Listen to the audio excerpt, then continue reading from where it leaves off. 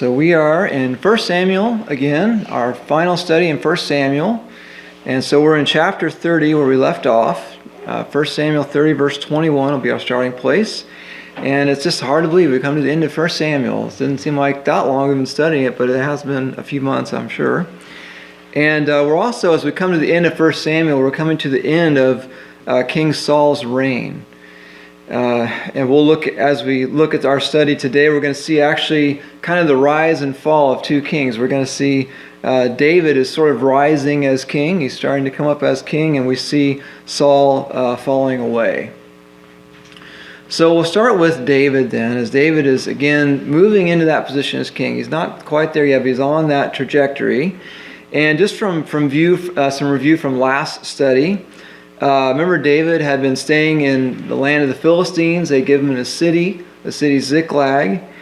And but then the Philistines, thinking David was now their ally, called him up and his men to go fight with Israel. But after he gets to the front line, they send him back. Well, it takes like 3 days' journey to get from the front line back to his city. And in that time, the Amalekites came and they attacked and burned the city and carried all the people off. It says no one was harmed, but they were all taken captive. Well, with God's direction, David and his 600 men set out to rescue these people. So they rescued their people, it's their families that have been taken. But remember, 200 of them were too tired to continue the journey. And so they stopped there at the brook Bezor, or the ravine Bezor, which was, we think of a brook, we think of just a little stream that you can step across, but it wasn't like that. It was a pretty difficult terrain to cross over because it was like a big ravine that would be washed out with the spring floods and such. And so David with the 400 men, they battle and they're successful. Now they're coming back, and that's what we're picking up today. Now they're coming back. David and his 400 are returning to the 200 who stayed behind, and they've got all the families of all of them with them, and they've also got all this extra booty now because they not only got back their stuff, but they got all the stuff that these other towns had lost, and the Amalekites raided them. So they just kind of increased their wealth in that. And so let's read here in 1 Samuel 30, verse 21. As we see David stepping up as king, it says, when David came to the 200 men who were too exhausted to follow David, who had also been left at the brook Bezor, and they went out to meet David and to meet the people who were with him. Then David approached the people and greeted them. Then all the wicked and worthless men among those who went with David said, because they did not go with us, we will not give them any of the spoil that we have recovered, except to every man his wife and his children, that they may lead them away and depart. Then David said, you must not do so, my brothers, with what the Lord has given us, who has kept us and delivered into our hand the band that came against us. And who will listen to you in this matter? For as his share is who goes down to the battle, so shall his share be who stays by the baggage. They shall share alike. So it has been from that day forward that he made it a statute and an ordinance for Israel to this day. And so among that 400 that was coming back with David from the battleground, there were those who didn't want to share the booty with those who didn't actually fight, those who tired out and stayed behind. I mean, they even kind of suggest there, and around verse 22, I think it is, that they just leave. Take your families and go. We don't need you anymore. Kind of treating them almost like they're traitors or something. And you can kind of see their logic, it's like these guys didn't fight, they didn't do the work that we did, and so they shouldn't share in the bounty that we have, the reward that we have, they think. And we can see their point a little bit. It kind of appeals to a fleshly sense of fairness, no work, no pay. But we also have an expression, even in our culture today, that there's no I in team. And a team is not about selfishness, but it has to be about selflessness in order for it to function well as a team.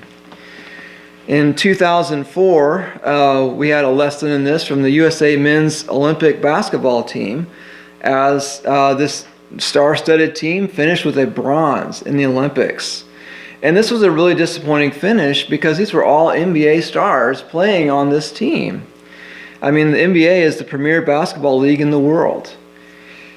And because of this, it led to a new strategy in the Olympic basketball for the U.S. men, and that is they'd focus on building now cohesive teams and not just having like the best players.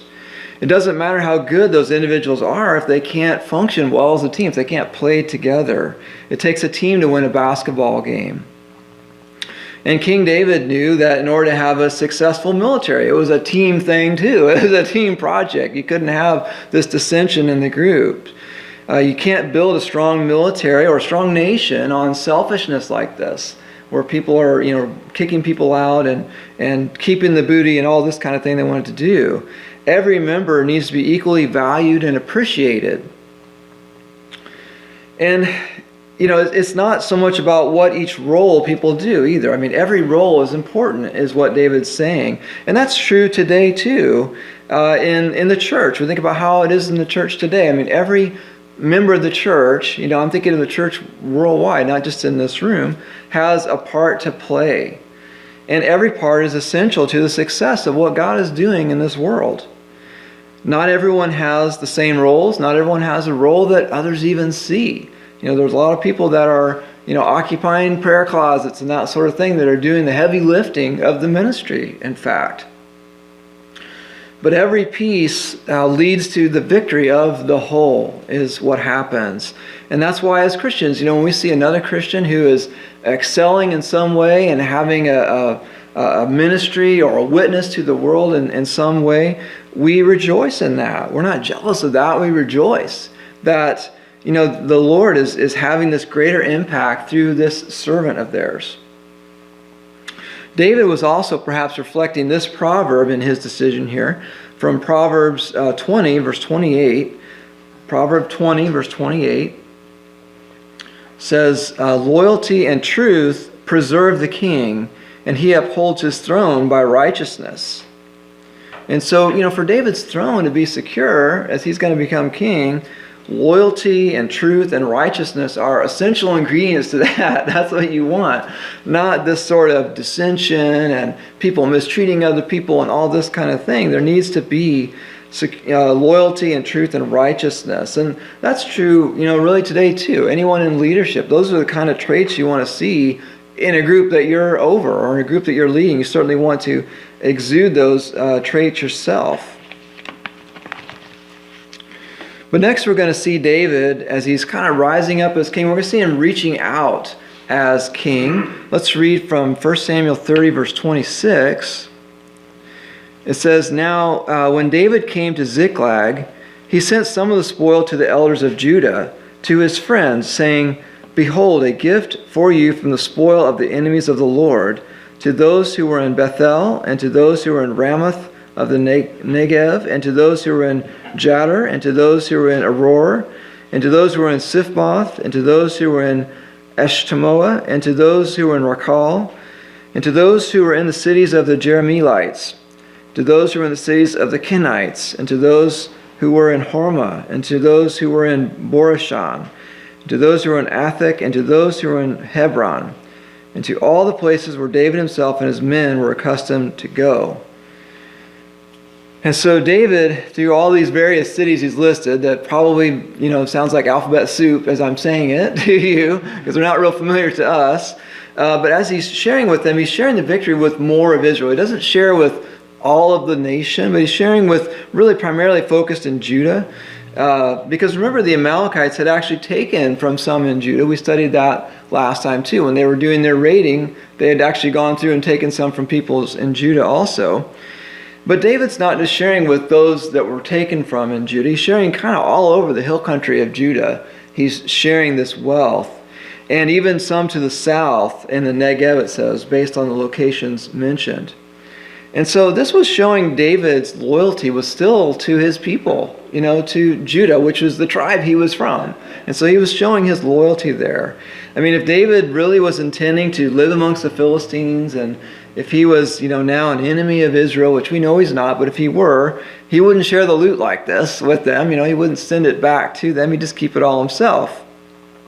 or maybe give it to his Philistine king or something like this. But it just reflects David's heart was still back with his people. He wanted to bless them because they'd received so much from the Lord. He's like, we can't keep all this to ourselves. We need to share this, with others who are in need also. But I'd suggest to you it wasn't all heart in David's decision here. There was some head involved here too in this decision, because really this was a smart political move for David to do this, to share like this with all these peoples. It showed that David had amassed power, that he had become a powerful leader there, even though they weren't seeing him, that this had happened. Distributing gifts like this was a sign of power in the Near East when someone would do that. Someone in a position of authority would do that. Something a king might do is share, plunder like this. And so David is setting the stage for his own rise as king. He's giving them confidence in him.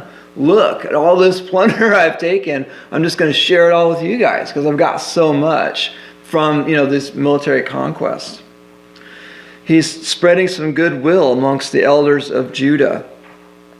And the thought there would be that, them having benefited from David like this materially, from David's generosity, well, he might expect then that when he makes his bid for king that they're going to support him in that. They're going to say, yeah, David, he's great. We want David. He's generous. And so there is somewhat of a political move there. I don't think it's like all ulterior motive, but it was a smart move on his part, to do this as well. In everything we've talked about so far, though, we definitely see David's favor as king. He's being favored by God. David's victory, from which he's sharing these spoils, was at God's direction. He said that back in verse 23 in his rebuke to the men who wanted to keep everything.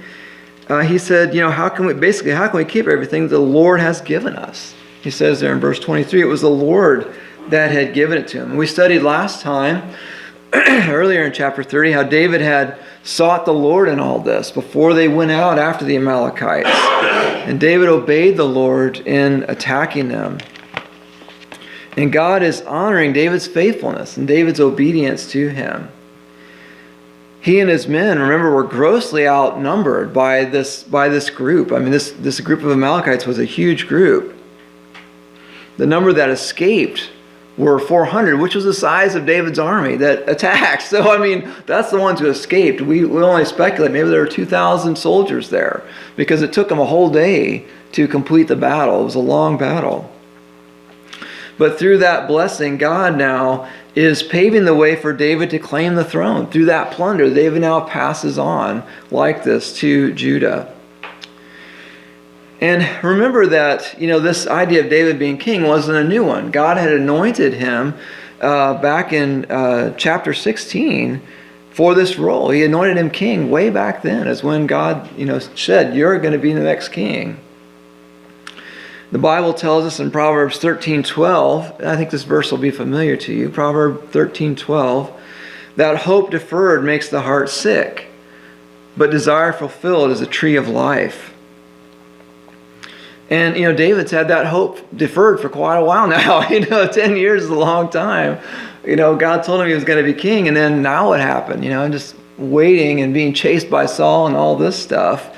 And so he definitely had gone through that deferral there. And I think we can make a case that there was some heart sickness there. The very fact that he was living amongst the Philistines was that he had gotten kind of discouraged and just thought, well, I'm just going to go live with them. Because if I stay here in Judah, he kind of lost faith there. I'm eventually Saul's going to get me, So he left and went to the Philistines, which definitely was not him walking, in strong faith at that point.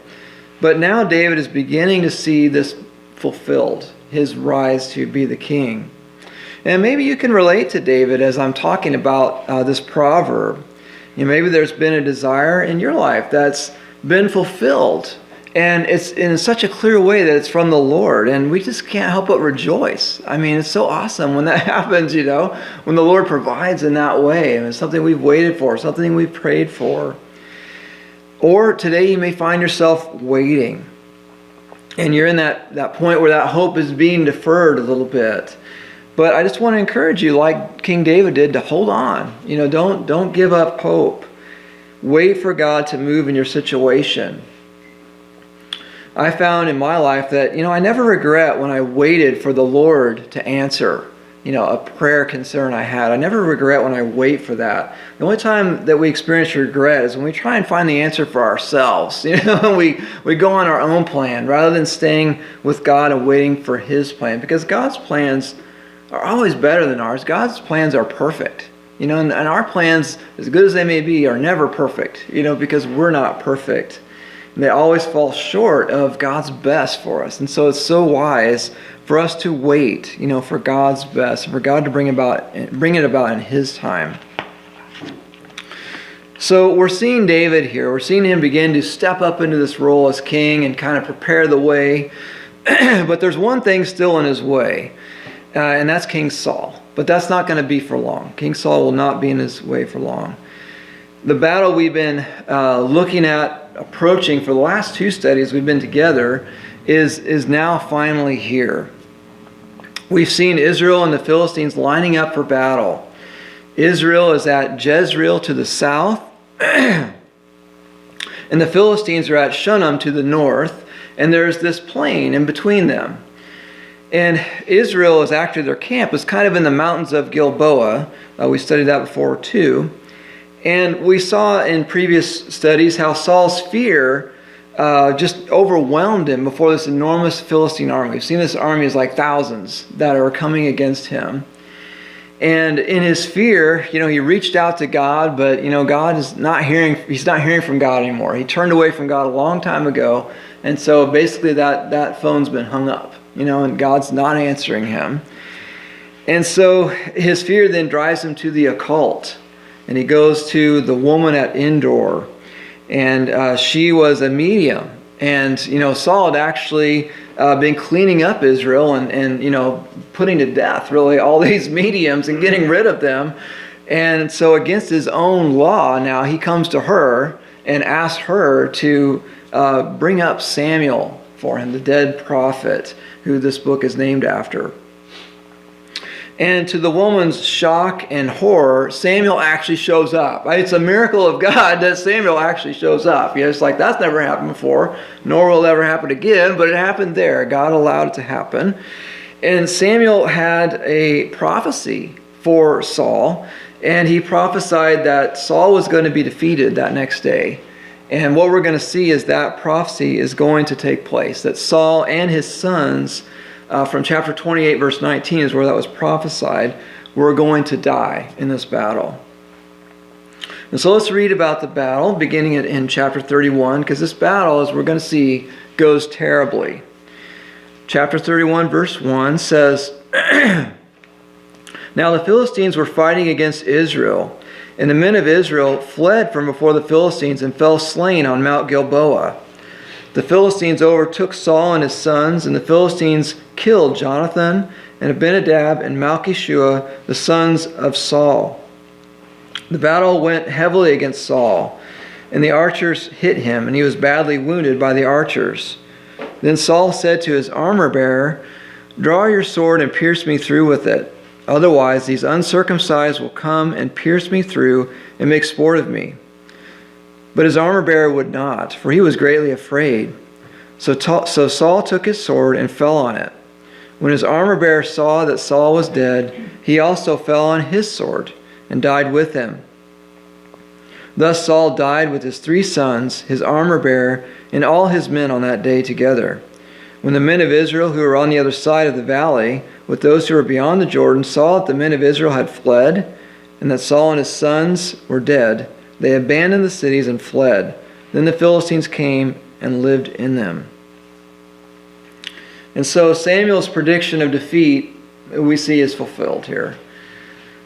Saul's sons, first of all, die in the Gilboa mountains. And this reflects the fact that the Israelites were retreating. We kind of read that the men of Israel in verse 1 fled. And then they fell slain on the Mount Gilboa. I mean, the idea was they were going to fight on this plain in between the 2 camps. But because the Philistines were so much more powerful, Israelites are running into the hills, literally, and being killed there.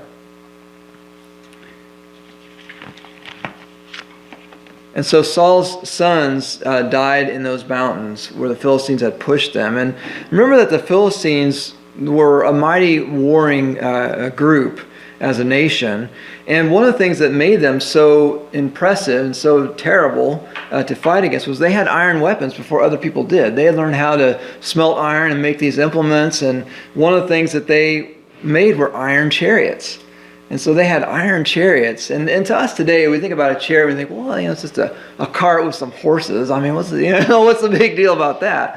Well, imagine if you're standing on the ground and someone is riding on a chariot with, a team of horses in front of them. You can see how that's going to be a pretty difficult situation for you to handle, from the ground militarily. I mean, they essentially, in ancient times, were like tanks. I mean, it was like a tank back then, is really what it was. And it gave them a clear advantage on that plain. I mean, they probably just drove right through there with those chariots and the Israelites running, from in front of them to get away. But the Philistines not only had chariots, like an army you would expect, they had archers also, which are the ones who shoot the bow and arrow. And Saul is wounded by their arrows, it says. And to the extent that he knows he can't get away. He's not going to be able to escape. Because the wounds are too bad. And so Saul asked the unimaginable of his armor bearer. He asked him to kill him. He wants him to kill him right there on the spot. And how sad this is. This is Saul at the end of his life. This is what we see of Saul. There's no peace there. There's no resolve. There's no faith in God. He just wants someone to put him to death. It's so sad. All we see there is fear. And I would suggest this is the plight of those who reject God, like Saul had done. Saul had rejected God many years before this. And while you're in the prime of life, all seems fine when you have your health and you think you have many more days to come in that rejection against God. But at the end, when you realize this is it, well, there's anguish there. There's going to be doubt. There's going to be fear when a person doesn't have a relationship with God. And that's why it's so important that we have that relationship with God. For anyone who does not, that hears me, that we give our life to Christ. We don't want to come to the end like Saul here with nothing but fear.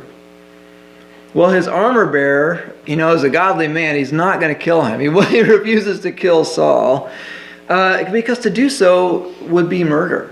To kill him like that would be murder. Saul was not the enemy on the battlefield. Saul was his king. And so for him to kill him, he recognized, I can't murder this person. Now, there are certain times that killing is not breaking the sixth commandment. Thou shalt not kill, or more correctly, thou shalt not commit murder. One of those times that killing is permissible, if I can use that term, is in war like this. When people go to war, it's expected. There's going to be killing, unfortunately. Another example of when killing is allowed is by a governing authority as corporal punishment. That's allowed too. We see that in the book of Romans talks about that. But any other taking of human life, even if the other person asks for it, like Saul is asking for him to do this, is murder. It's just plain old murder is all it is. And so, the armor bearer doesn't want to commit murder, first of all, but then secondly, this is God's anointed. We've seen over and over how David was not willing to touch God's anointed. I'm not going to harm him. He's God's anointed. It's like you got to keep your hands off of God's anointed, right? And so this armor bearer reflects the same thing. I think this would really be the source of his fear, probably. It says he's afraid. He's like, I can't touch this guy. No way. He knows that if he strikes down God's chosen king here, that, it's not going to go good for him. There's going to be something in kind for him coming down the pike here. Just like David, this was really to sin against God's order, is what it would be. When you kill the one that God has put in place, whoa. How much against God's will can you be? And so what tragically happens is both of them end up taking their own lives. They commit suicide. And, such an ugly thing to see and even think about. And, although it's very twisted, we can kind of understand why Saul did this. He wasn't a great man of faith to begin with. We know that. We've talked about that in previous times. And he told us really already why he did this too in the verses we read. That he was afraid of what was going to happen to him if the Philistines came upon him.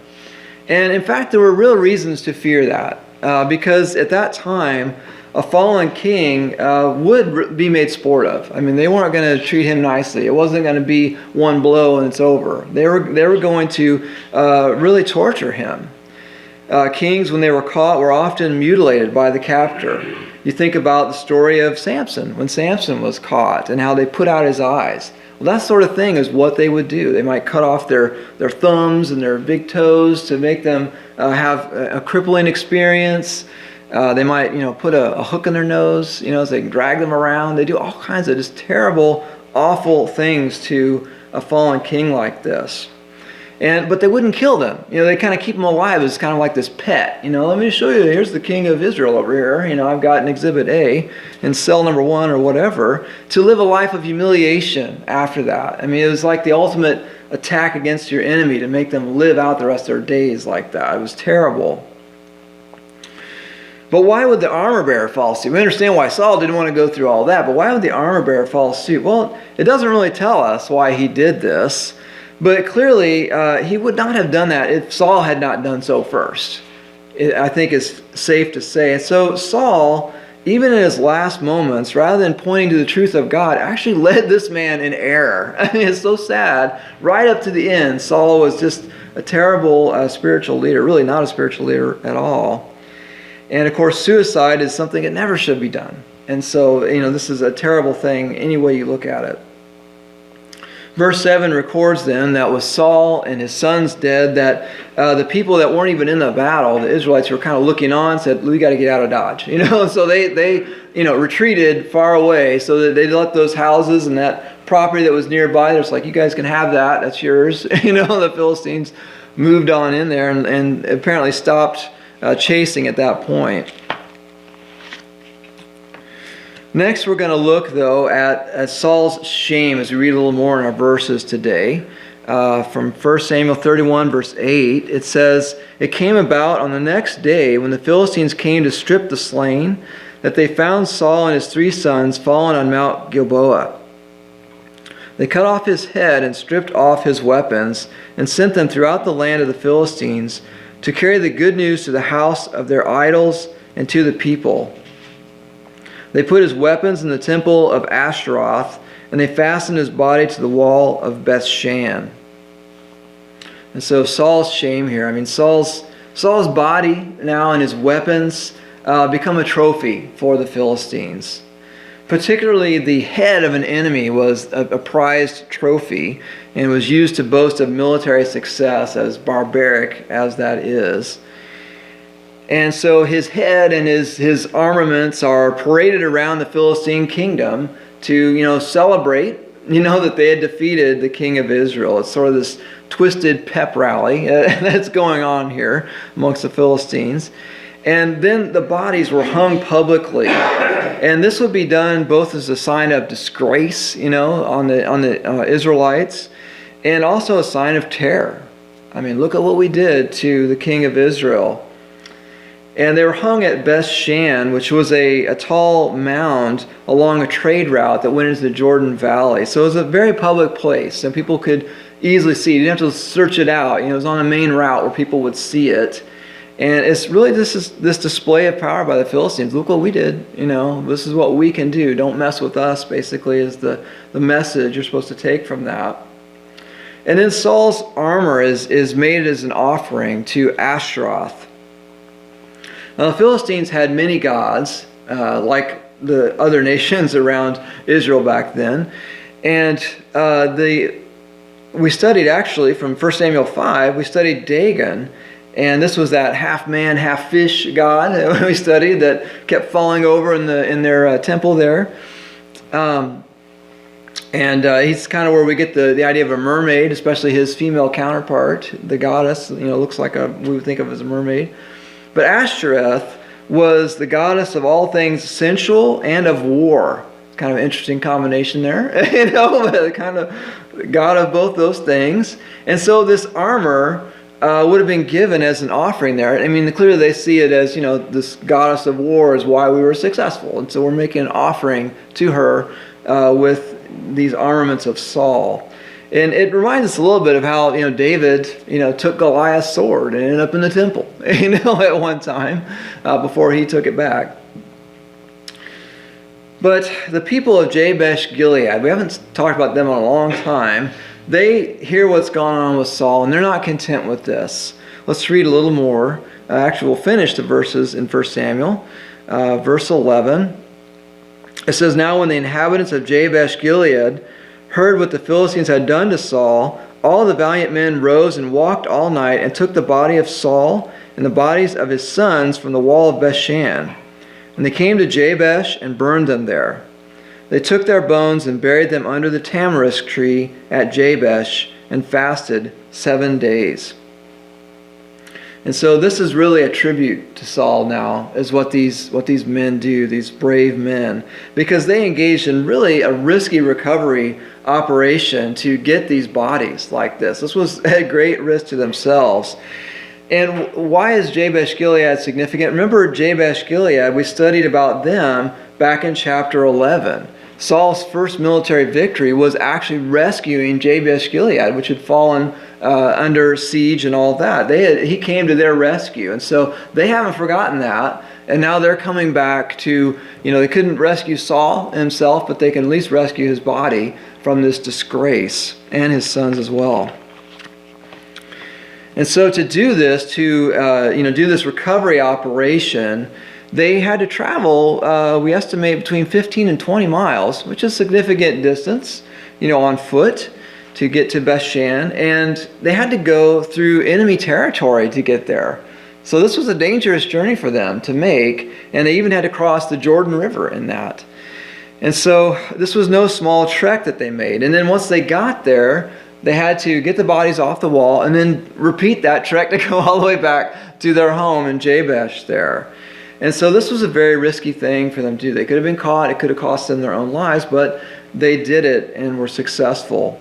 And when they get back home, then they burn the bodies of Saul and his sons, and then bury the bones. Now, burning like this was not a normal practice in Israel. That wasn't the normal way. Normally they would embalm a body and then put them in a tomb. And we're all familiar with that when we talk about that at Easter time. We talk about Jesus' burial and such. That's what they would have normally done. But we figured that basically what had happened with these bodies is that they were so badly decomposed and in such bad shape that they really couldn't embalm them. And so they just did this to sort of clean things up, and then they just buried the bones. Because that's what Israel would do anyways, eventually, is they would take the bodies after they had decayed over a year and nothing was left but bone. They would take those bones out of the tomb and put those, bury those or put those in an ossuary box or whatever. And so they buried these bones beneath a tamarisk tree. And this is kind of poetic that they put them under a tamarisk tree like this. Because back in 1 Samuel chapter 22, in Saul's life, we saw him as king when he was reigning as king there, choosing to sit under a tamarisk tree as he was executing his duties as king. And so it's almost poetic then that they buried him under a tamarisk tree like he seemed to enjoy in his lifetime. Then they fasted for 7 days for Saul and his sons. And in the law, after touching a corpse, there were requirements for a person to become ceremonially clean again, because that would make you unclean. You couldn't, engage in rites at the temple and that sort of thing after you had touched a corpse for 7 days. But to cleanse yourself, all you needed to do was on the 3rd and 7th days after touching the corpse, you needed to wash.